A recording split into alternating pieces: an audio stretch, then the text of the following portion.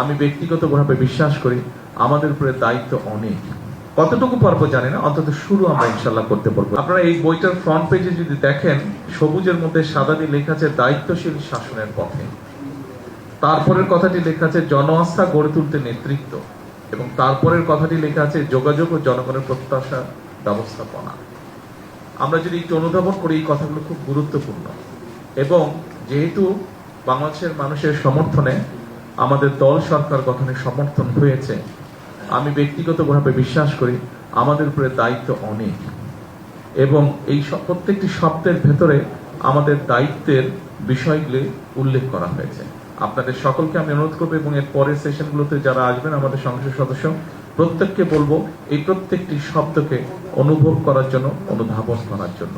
আমরা যদি এই শব্দগুলোকে আমাদের রাজনীতিক এবং এই সংসদের মধ্যে এই শব্দগুলোর প্রতিফলনগুলো আমরা বাস্তবায়ন করতে পারি, তাহলে একটি দায়িত্বশীল শাসনের পথ, অর্থাৎ বাংলাদেশের মানুষের যে প্রত্যাশা, যেটি নিয়ে আমরা এতক্ষণ আলোচনা, সেটি আমরা কতটুকু পারবো জানি না, অন্তত শুরু আমরা ইনশাল্লাহ করতে পারবো, এটি আমি বিশ্বাস করি। আপনাদের সকলকে আন্তরিক ধন্যবাদ। আসসালামু আলাইকুম।